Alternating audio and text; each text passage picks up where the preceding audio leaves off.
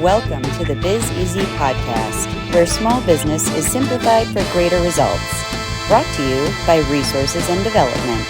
Go to www.resources-development.com for help in taking your business to the next level. And now, help me welcome the host of the Biz Easy podcast, Steve McCrillis. Welcome to the Biz Easy podcast, coming to you from this snowy mountain village of Bryan Head, Utah, straight to your podcast device. This is your resource to help take your business to the next level. The only business podcast that provides a free gift at the end of each episode. So stay tuned to learn how you get your free Biz Easy business tool gift. My name's Skip. I'm the lead business coach here at Resource and Development and your host for today anyway, as we learn how to stay better focused on the things that make you great. A little announcement. Steve, sitting there to the left of me, and I have just released a new book called Isn't It Time Your Business Becomes Biz Easy? And you can find it on Amazon. And speaking of Steve, I'd like to introduce my partner, a man of insight, a man of granite, and a paraphrase to Van Morrison, and our face to the nation of Biz Easy listeners, Steve McCrillis. Well, that's quite an intro. I'm actually not sure what that really means, to be honest with you.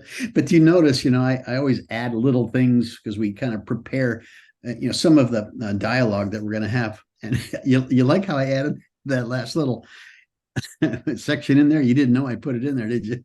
I saw the nation. Face to the nation for the Biz Easy's listeners. That's right. Oh gosh. Anyway, thank you for that intro, Skip. Appreciate it. Now we can't really begin without hearing the dad joke of the day.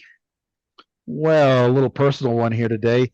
I've been thinking a lot about our new book, and I've been watching you with all your carpentry skills, remodeling that beautiful house of yours. I was really impressed with those wraparound stairs that you built on your deck. And I thought perhaps you could write another book and call about building stairs and call it a step-by-step guide. Bump. That's actually quite good. Oh gosh. So what do you got for us today, Steve? Today, we'll be talking about adding new revenue streams or enhancing the ones you have. Now, harkening back to my long career in visiting with small business owners, I have never spoken to a business owner that was not looking to increase revenue. Sales, that is. Generally, they are looking to just increase the sales of their present offering. But the smart ones are looking to sell additional items to their existing clientele through three fairly common concepts, as it turns out.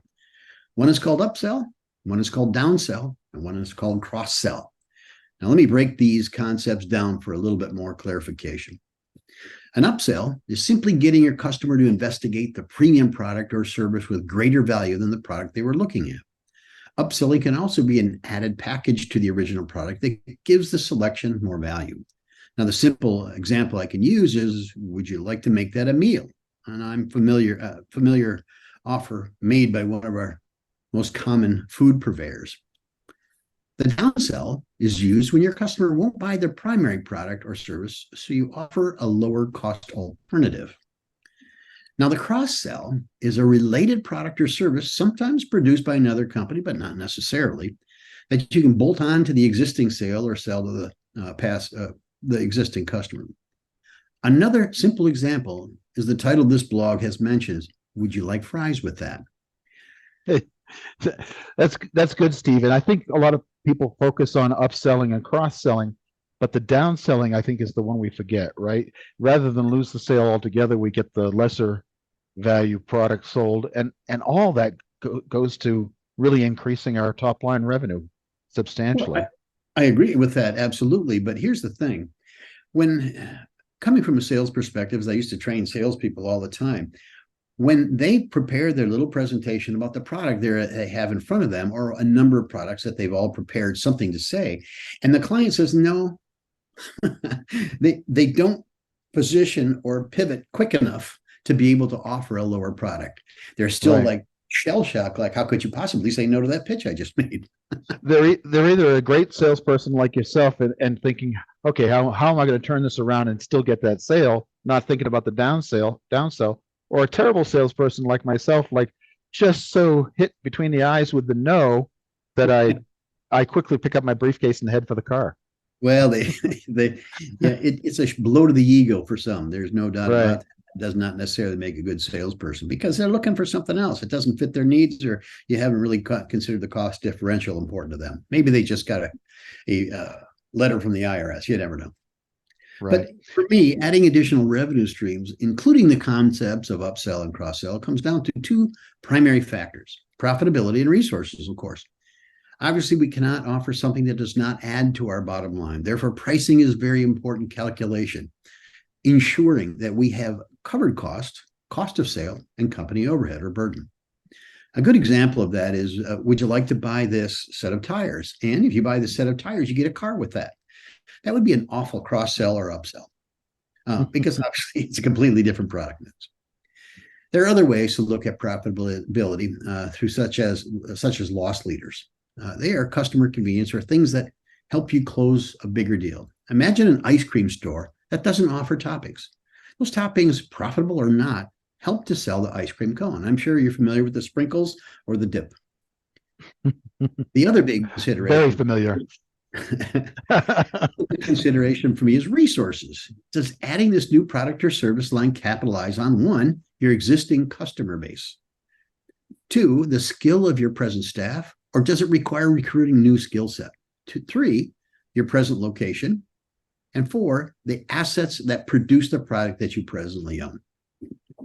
So using the existing resources and not adding copious expenses or investment is crucial to the analysis of what to offer then, Steve. Is that what you're saying?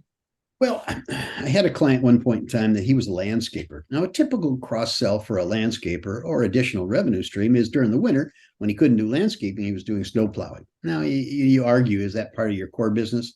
But he's landscaper, snow removal. But suddenly he decided to offer window washing. Now, I thought, how does that essentially complement what you're doing or offer the same skill set that your current people have? Well, it turns out when he put that out to his staff, half of them quit because they weren't going to do that. And he was not interested in hiring an entire staff to do just window washing. So it really has to be all within your core competency on some level. Right, right. If adding the revenue stream does not meet one of these criteria, then you should be cautious, give cautious thought, should go into the following things. First of all, are we adding to our revenue or simply splitting our existing revenue into more offerings? If we must find new customers for this new offering, where will they come from and how much will it cost to acquire them? Will I need additional space or equipment, much like the window washing guy for the landscaper? And would it be more cost effective to simply find more customers for the present offering, which is what they started out with to begin with? If we are diversifying into new areas with new skills and equipment, I would treat that as a new business rather than a new revenue stream for this business. But finding ancillary products to sell that are related to your present offering and that your existing customers want or need is very smart business strategy. I really get that part about splitting the sales. I mean, I guess it'd be like thinking that I would double my sales by offering Coke and Pepsi rather than just one. If one offering competes with the original, then we won't be adding much revenue, but we'll just be adding a lot of inventory. Right, and you're probably going to reduce the inventory in each one, so you're really not getting yourself any further ahead. Right. That is a good example. And back to my landscape guy. Now, if he would offer landscaping services like bird feeders and lawn ornaments and things like that, well, he's out there. He's doing that kind of thing. That would complement it. Right. Even better add-ons are the ones that come out of the waste within your present operation. For example, a lumber yard that makes a product from its sawdust, or a baker that makes croutons from its day-old bread. In fact, back in the days when I had a bagel shop, all people say, what did you do with the bagels at the end of the day? Well, first of all, we tried to trim our inventory to a point where we had the least amount as possible. But bagels, as you would imagine, are more of a morning thing, so it was fairly easy to do.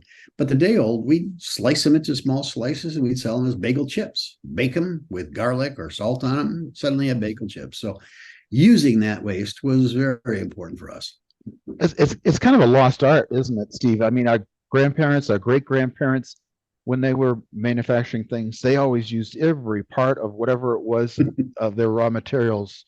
Whether it was, especially like in the food industry, there was no waste to a cow. You sold the hide, you sold the hooves, you sold the That's meat, true. you sold the bone and the bone marrow and then all the gizzards and all that stuff. So yeah, I was just going to say that it really had a lot to do with the food industry. It was an economics thing. Let's face it, you want to right, use part of that thing. Waste was not something that we use today. Everything is disposable now, right? right.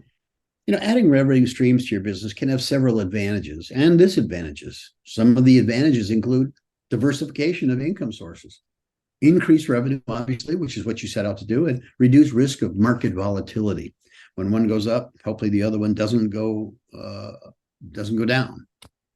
On the other hand, some of the disadvantages include, well, increased complexity in managing multiple revenue streams, increased costs associated with developing, storing, and maintaining new revenue streams, dilution of focus and resources, and increased competition. Yeah, we really need to be careful that this doesn't take our attention away from the main drivers of the business, I think, Steve. I recall Yeah. a client I recall a client that owned a spa where she sold both spa services and spa products. Every salesperson she met would tell her how much profit there was in selling retail products. But when she turned her focus on product sales, the service side of the business suffered. And so I had to explain that selling the services was like selling something that was very perishable. At the end of each day, if she didn't sell that bottle of expensive lotion, it would still be there the next day to sell. However, the labor she spent to have the staff available to provide services that day was lost and gone forever if she didn't sell it. Mm. So after that, she turned her and her staff's attention back to the core of the business of selling spa services and didn't worry so much if she moved less product. It is, like we had mentioned, you have to examine the advantages and disadvantages. It may sound like a good idea at the time, but even a small experiment could kind of tell you that. It's Right. always important to weigh the pros and cons before adding new revenue streams to your business. Also, adding revenue streams should be done with caution and with careful consideration of business core competency and resources. I've said that before. Right. It's also important to ensure that the new revenue stream align with the business overall strategy and goals. In any case, it makes sense to add revenue streams that complement your core competencies and product service line to stay focused, as opposed to having landscaping and then doing windows. Right. Most importantly, adding a revenue stream that through financial analysis you determine costs you more than you're generating in revenue makes no sense. Now, you've heard us talk about this many times, but to simplify this concept, would you sell a product or service for $10 if it costs you $11 to produce it? Well, of course not. But as we have stated repeatedly, in building and running your business effectively, if you treasure it, you should measure it. Do the math. Determine your true costs and a reasonable price that is profitable for you and remains appealing in the market. I hate that it always comes back to analysis because it seems like we're always asking our business owners to do their homework. But really, when you think about it, that little bit of homework will save you a lot of pain down the road. Conversely, I love when it comes back to analysis because that's where I have a strength. And using those kinds of examples is very telling. In fact, I repeat a story that I have told literally thousands of business owners when they said, all I need to do is increase sales.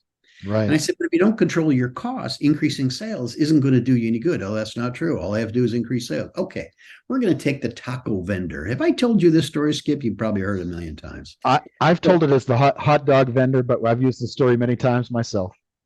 Okay, we'll use the hot dog vendor because that sounds a little bit more understandable. So let's say you buy hot dog buns for 25 cents. You buy hot dogs for 75 cents. You with me so far? Yep. And then you decide to sell them for 99 cents and make it up on volume. Right. Okay. I've said that to so many business owners and they say, okay, I'm with you. And I said, how many do you have to sell to make money? And I said, get your calculator out, figure it out. You buy the ingredients for $1, but you're selling it for 99 cents and making it up on volume. How many do you have to sell before you start making money? Well, the simple answer is you can't. You're going to continue to lose a penny for every one that you sell. Now, then it comes to a marketing question. Well, let's say you market it so well you can sell it for $1 million. Okay. Or You continue to sell them for $1. Which is the best methodology to use?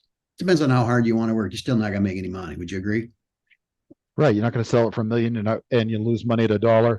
So you've got to find something north of $1 and south of $1 million. And that's why it always comes back to analysis. And I don't, many people like to avoid the math stuff, but I don't. And you make it simple. It's like anything else. You make it simple enough, it can be easily understood, right?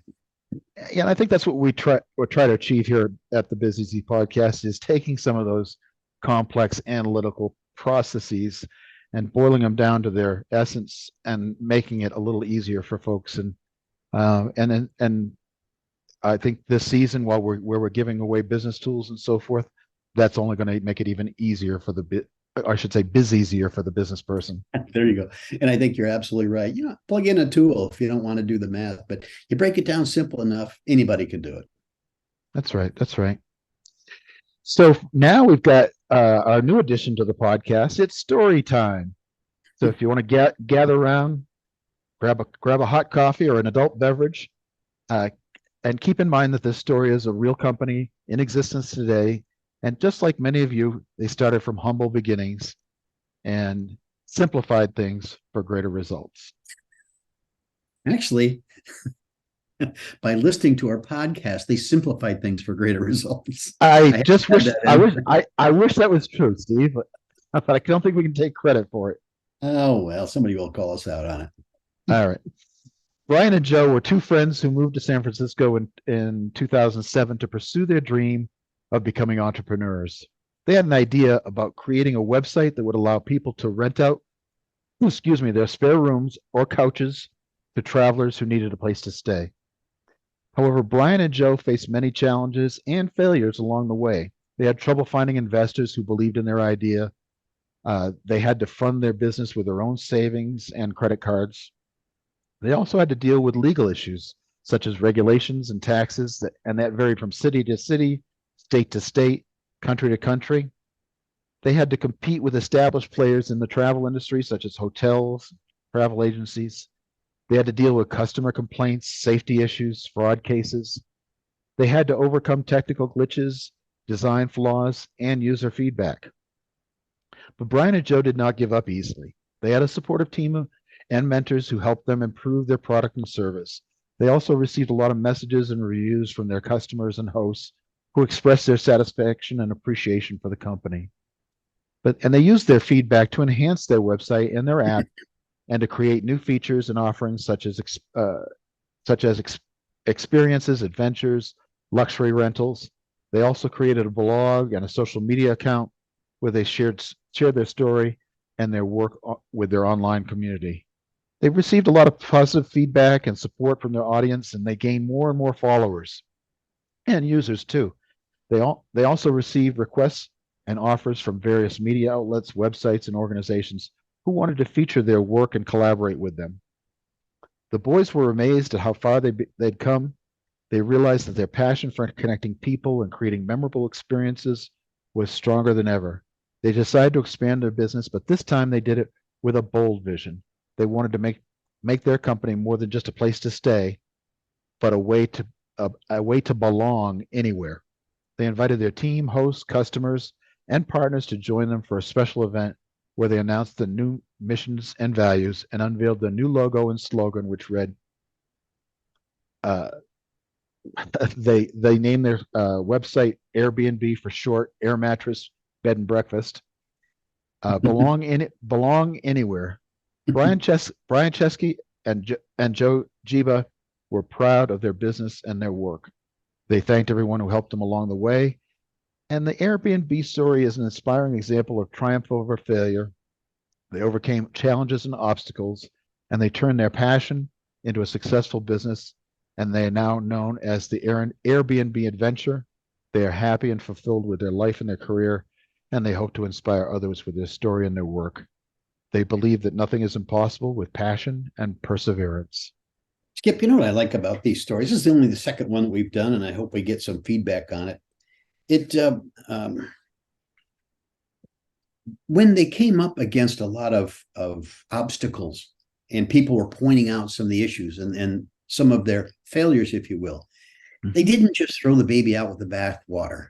They decided to reinvent it and tweak it and take it in a different direction. I have to share with you a comment that I had heard from one of our past clients. She said, when I first decided to embark upon working with Skip and Steve on my business, she said, I was scared crazy because I thought they were going to tell me, scrap it all. You need to start over, do this, this, this, and this.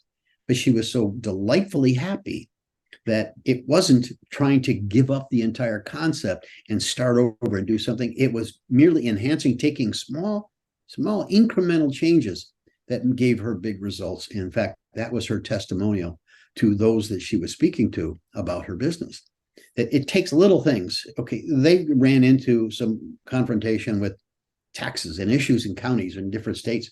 Okay, so one might look at that and go, oh, we're going to have to scrap this all day. Well, the truth is you don't. You just navigate through that. And each of these two stories that we have, and I'm suspect that the future stories will be the same, that they came up upon an obstacle or a wall, but they were able to navigate around it because they found a solution and moved on. The idea, the passion, the initial idea was a good one. It's just that the original plan, they ran into a detour. That's what I take away from it. Yeah, it's a very similar story to I just watched that Uber movie on Netflix the other day, and they had the same issues, right? The taxi cab industry was trying to take them down. Each city government was trying to take them down, and they had to navigate around all these issues with the government agencies and competitors. And when you try and break the mold, create a paradigm shift, disrupt, I hate that word, but disrupt the industry, which is what these guys did. They were selling your spare bedroom out on the internet instead of a hotel room, and the hotel industry didn't like it, and neither did the governments. And it's funny because coming from Vegas up to this little sleepy town of Bryan Head, which is a resort town, a ski town, there's all in Vegas. The whole Airbnb thing is illegal, and up here, it's welcomed. I mean, everybody's got a condo, and they don't use it year round, so they're renting their places out big time. So Sure. It's interesting. They started out trying to just, like I say, sell a spare room and an air mattress on the internet, and it turns into now they're doing these luxury properties and so forth. So it is amazing how businesses evolve, and I would encourage our business owners to look into the future and see how you can evolve your business and take advantage of some shifting customer demands and or the landscape of the business community around you. Yep. Yeah. Good thoughts. So let's cut away now and see what our free gift this week is. Sounds good. This week's free gift is our price increase business tool. This tool is designed to help determine more effectively if and by how much you can raise prices without jeopardizing your business traffic and or your sales revenues.